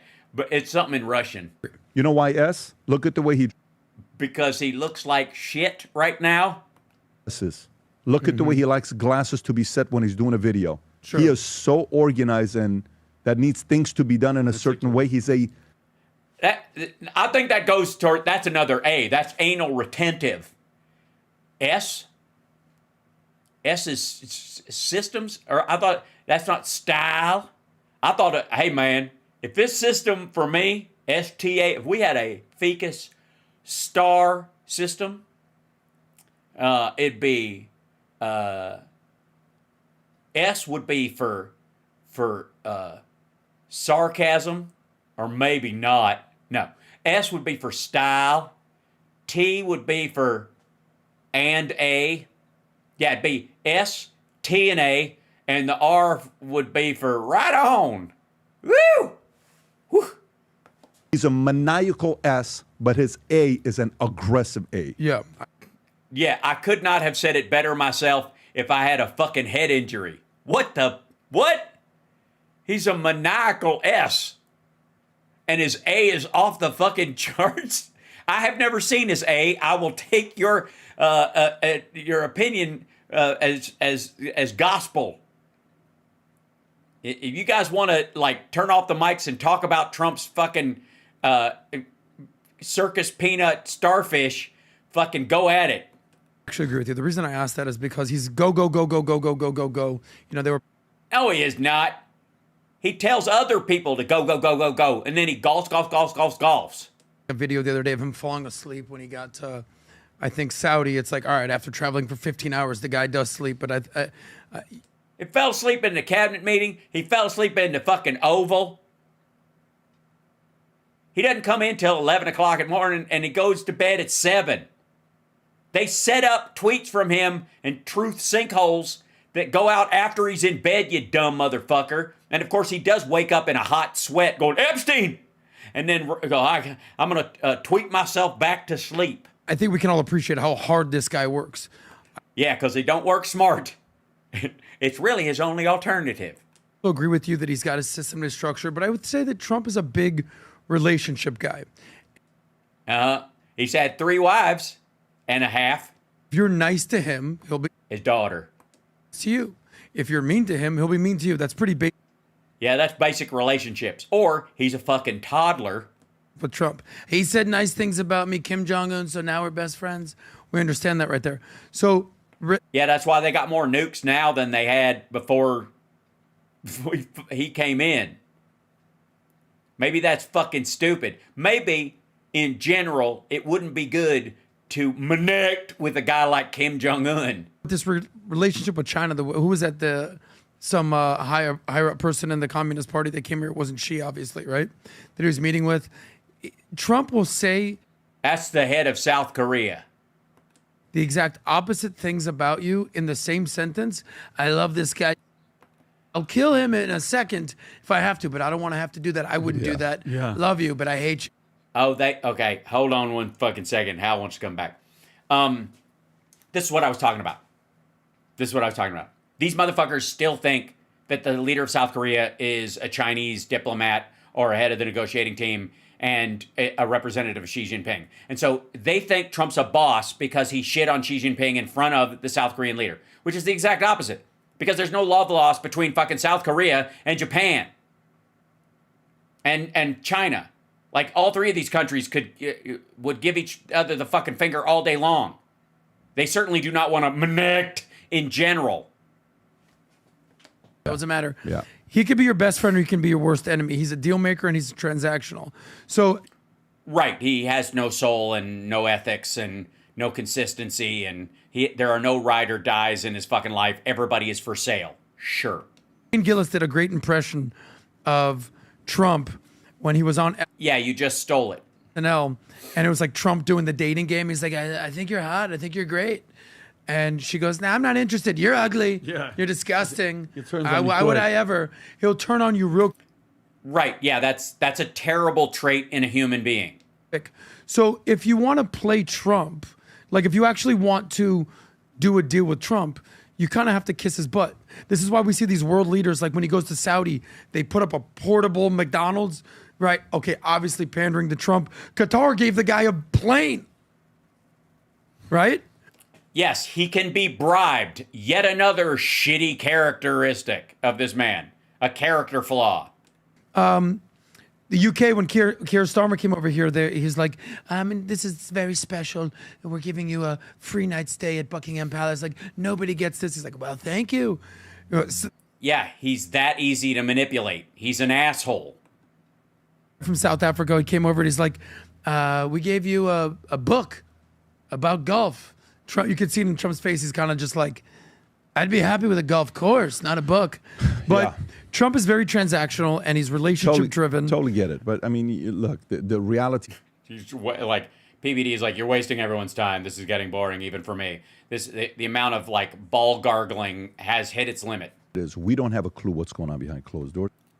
Yes, I agree.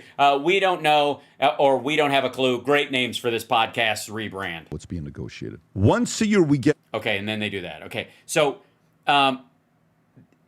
the thing I want to be abundantly clear about is that these assholes think specifically that the head of South Korea was from the Chinese delegation, and Trump is a fucking boss because he mocked the Chinese leadership and they're negotiating and whatever in front of the leader of South Korea, because these assholes can't tell them apart. Here's the other thing. It's not even that they can't tell them apart. They didn't watch the event or enough of the event to know even where it fucking came from. Like, they don't know the context of, where he's, it's just so fucking, it's stunningly dumb. This is like watching Joe Rogan go, what's Article 5? Like, Jesus Christ. How do you do this? Like, there's so much shit about economics that I did not know before this show started. Like, minutia shit about monetary policy and the difference between, supply shock and monetary inflation and the difference and why that matters and all that kind of stuff that I kind of probably in the back of my head was like, oh, that makes sense if I thought about it at all. But I never had to before because geopolitical, national, like trade and tariff and currency exchanges was just not something I grinded on. But now I know it. And I'm not going to not know it. Right? Like, it's stuck. It's there. I'm not, it's in there. It's in my brain, and I can't unknow something that's important, right? I'm glad, Frank. Just wait. I think I can do even better if you'll bear with me. I think I can lighten it up even more. Because no matter what situation, ladies and gentlemen, you find yourself in, and we all go through struggles. By the way, welcome to Hal Sparks Megaworldwide. If you're just joining us, it's a rough road for a lot of people. Everybody has challenges. I've certainly had my own. Every day we have our struggles. Some are parts of a larger struggle. Some are small, petty things that only matter to us, but they dig at you. They burrow into you like a tick into your heart, And what a terrible analogy. It just creeped me out. We all have to deal with those. But no matter where you are, no matter where you find yourself, no matter how low you feel you are right now. Yes, I did, Vinny. I pointed out on another show, I think once before. It's pitiful. The wood sign, yeah. No matter how bad you think you've got it, no matter how bad, just remember, you're not the mess. No matter how much of a mess your life is, you're not the mess. Ladies and gentlemen, this is the Mess D'Souza.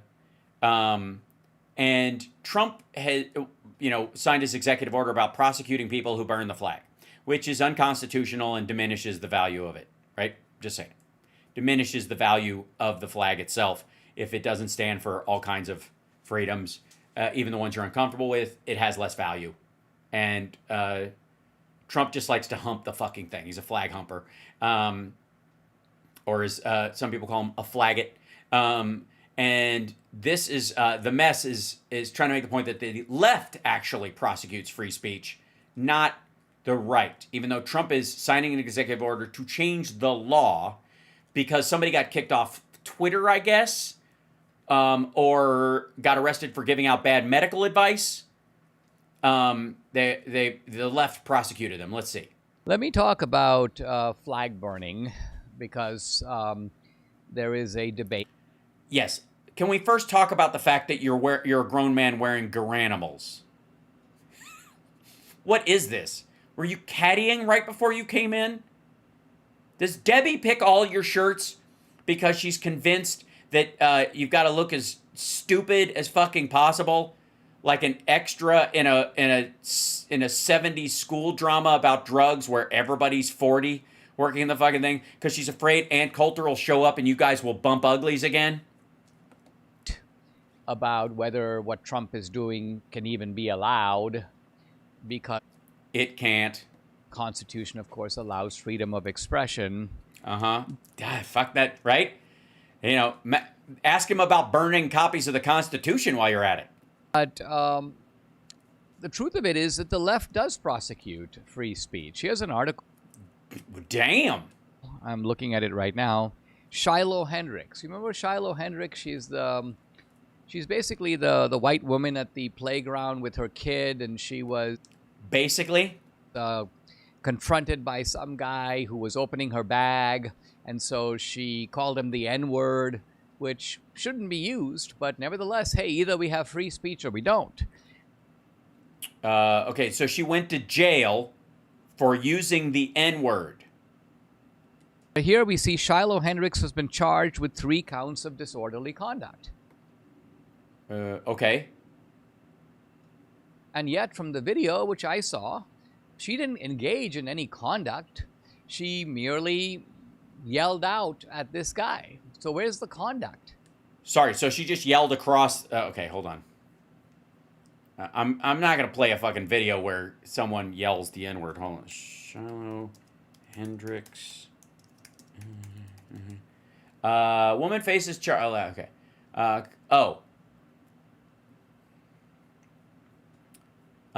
Yeah. Do you think... Okay, so this is good. This is kind of perfect. Okay. She just yelled it out. Let's listen to his description again. Let's listen, shall we? Let's listen to his description. She merely yelled out at this guy. So where's the conduct? She merely yelled out at this guy. Okay. She merely yelled out at this... Fuck you. Get over here. Guy. Woman faced charges for calling black child a racial slur in Rochester. Rochester City Attorney has filed a draft complaint against Shiloh Hendricks, who was caught on camera earlier this year calling a young black child a racial slur at a local playground. Hendricks faced 3 counts of disorderly conduct, a misdemeanor charge that carries a maximum of 90 days in jail. This was a situation that deeply affected many people, especially people of the community. We acknowledge the lasting impact this incident has had. A video of Hendricks hurling the N-word at the child quickly circulated online last April. Hendricks said she received threats and started an online fundraiser. That's the woman who made a bunch of money off of this or whatever and became kind of a star. Yeah. Incident prompted widespread calls for legal action in Rochester. The investigation was muddled when several different people came forward to law enforcement claiming to be related to the child in question, apparently in an attempt to claim the money for themselves. This matter involved a large amount of evidence and required careful consideration of potentially charging options across multiple offices. Given the sensitive and complicated nature of this case, along with the high level of public attention, a draft complaint is subject to review and approval by a district court judge. Now, this is the mess. Defending Trump's attempt to create an unconstitutional law that throws people in jail for burning the flag by saying that the left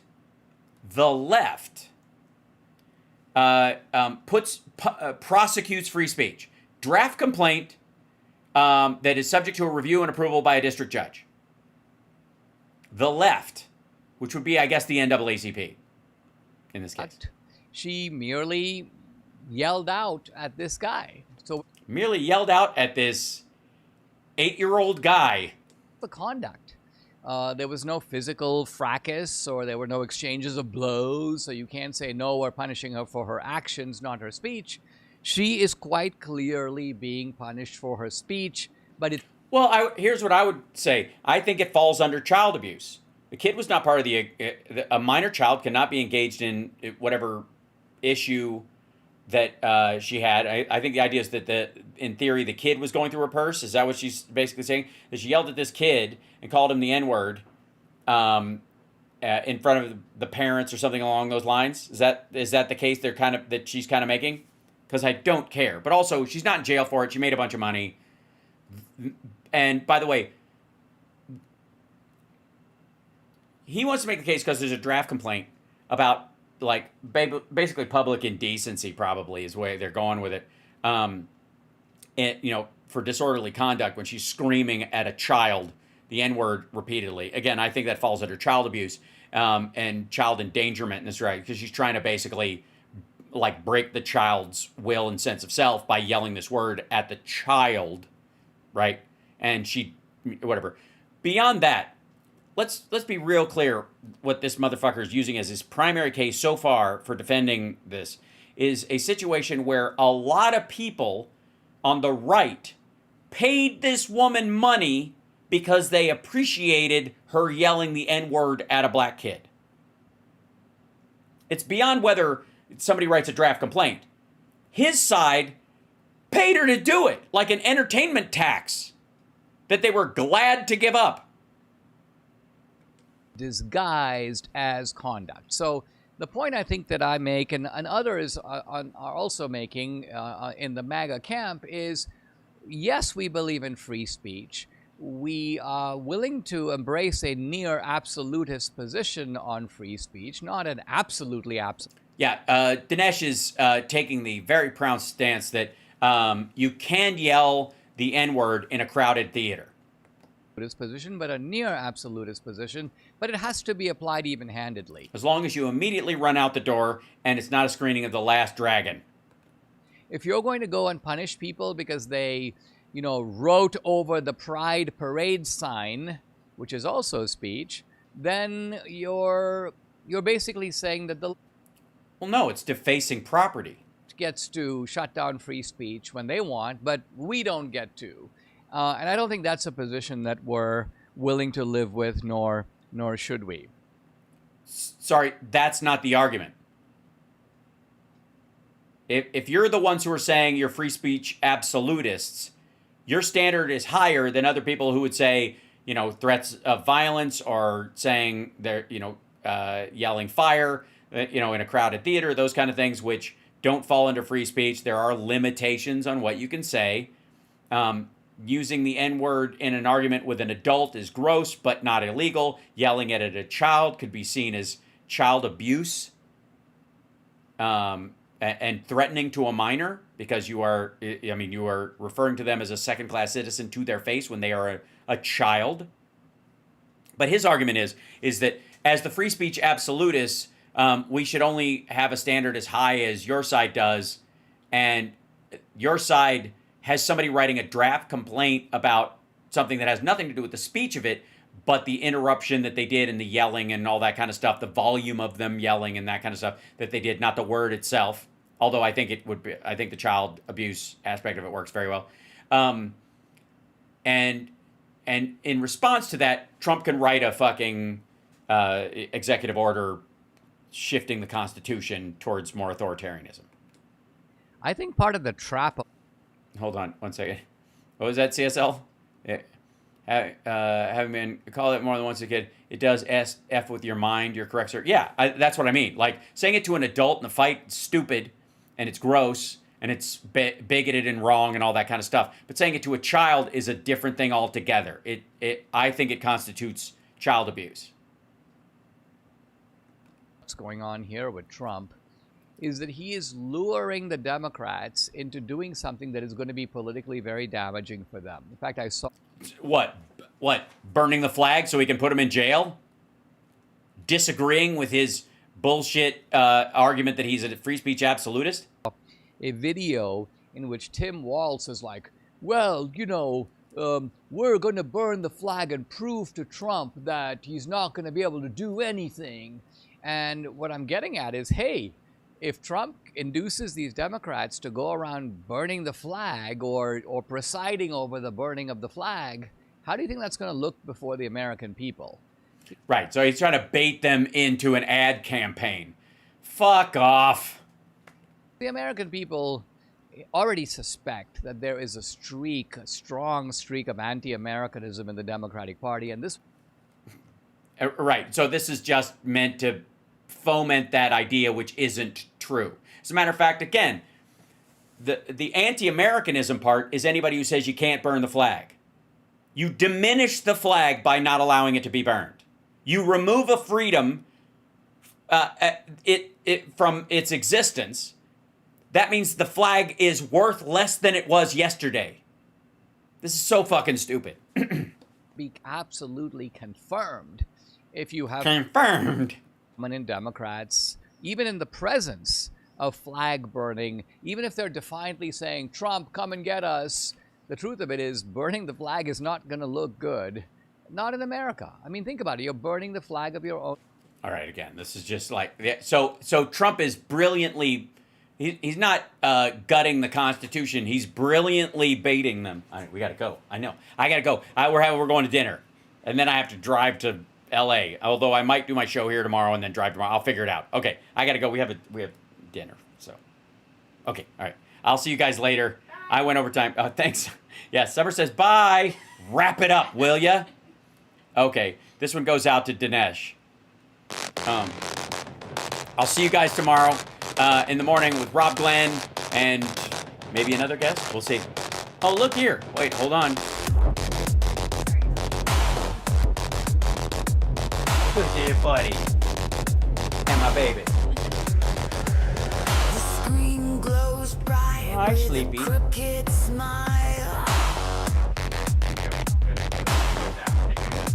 All right. I'll see you guys tomorrow.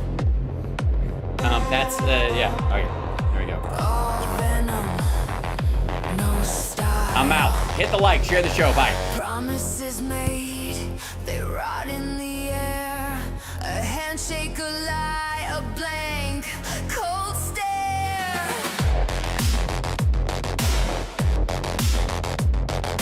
Puppets dance, the strings are tight. Shadows whisper in the dead of night.